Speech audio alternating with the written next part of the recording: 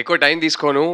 First అయితే టీమ్‌లో అందరికీ డైరెక్టర్ శ్రీకర్ గారు, టీమ్‌లో ప్రతి ఒక్కరికి పేరు పేరున many many congratulations. All the very best. That was so sweet of you. Thank you. All the very best to everybody in the team. నా ఫ్రెండ్, నా ప్రొడ్యూసర్ బ్రో గారు, ధీరజ్ గారు, నేను ఫస్ట్ ఒక విషయానికి థ్యాంక్స్ చెప్పాలి. ఏంటంటే నిన్నటి నుంచి ఫుల్ టెన్షను, ఇవాళ ఫుల్ ఖాళీ, అసలు ఏ పని లేదు, నైట్ నిద్ర లేదు, పొద్దున త్వరగా లేచా. 7:30 ఎస్ఆర్ఎస్ ఎలిమినేటర్ వరకు ఎలా టైం పాస్ అవుతుందా అని అనుకున్నా. టెన్షన్ తట్టుకోలేకపోతున్నా ఇంట్లో కూర్చొని. కరెక్ట్గా ఇవాళ పెట్టారు, మంచిగా టైం పాస్ అయింది, చాలామంది ఫ్రెండ్స్ని కలిశాను. Thank you for that. But అంతకన్నా మెయిన్ ఇంకో విషయం, మాకు మీకు తెలుసు, మాకు ఇద్దరు ట్విన్స్ ఉన్నారు. 3.5 ఆల్మోస్ట్ 4 అయిపోయింది. వాళ్ళకి ఇంట్లో కూర్చొని మెల్లగా ఇప్పుడు సినిమాలు చూసే వయసు వచ్చింది. సో ఇంట్లో కూర్చొని ఏమైనా సినిమా చూపిద్దాం అంటే ఈ డిజ్నీ పిక్సార్ సినిమాలు తప్ప ఏ సినిమా, మన సినిమాలు ఏమైనా చూపిద్దాం అంటే ఏది లేదు. ఒకప్పుడు అట్లీస్ట్ మా చైల్డ్హుడ్ అప్పుడు సంవత్సరానికి ఒక్క సినిమా 2 సినిమాలైనా వచ్చేవి. ఇప్పుడు అసలు సినిమాలే రావట్లేదు పిల్లల కోసం. ఫైనలీ చాలా రోజుల తర్వాత పిల్లల కోసం ఒక సినిమా వస్తుందని ఒక తండ్రిగా చాలా హ్యాపీ ఫీల్ అవుతున్నాను. Hopefully I can go take them to the theatre and show it to them. So thank you for that.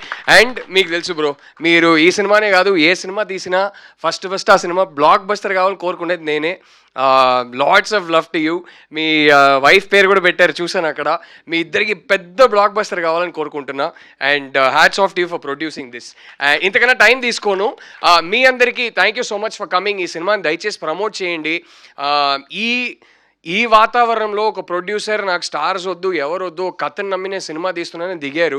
ఆయన్ని సపోర్ట్ చేసే బాధ్యత మన అందరిది. సో దయచేసి మీరందరూ సపోర్ట్ చేయండి, ఆడియన్స్ వరకు ఈ సినిమాని తీసుకెళ్ళండి. That is my humble request to you. And summer holiday special ఏంటంటే, యాక్చువల్లీ నేను ఆల్మోస్ట్ టీనేజ్ వచ్చినప్పటి వరకు జాయింట్ ఫ్యామిలీ అనమాట. So my grand parents used to live with me. So నేను ఎక్కువ పెద్దమ్మ ఇంటికి వెళ్ళేవాడిని జంషెడ్పూర్కి. కానీ అదంతా కాదు, 6th స్టాండర్డో 7th స్టాండర్డో నాకు గుర్తులేదు, ఫస్ట్ క్లాస్లో ఒక అమ్మాయి మీద క్రష్ వచ్చింది. అప్పుడు సడన్గా సమ్మర్ హాలిడేస్ అంటే నరకం. 2 months అమ్మాయిని చూడలేనా, అసలు ఇదేంట్రా బాధ. అండ్ నేనేమో లాస్ట్ బెంచర్ని, అసలు ఏ సబ్జెక్ట్ పాస్ గాను. ఆ అమ్మాయి ఏమో ఫ్రంట్ బెంచర్, చాలా గుడ్ స్టూడెంట్.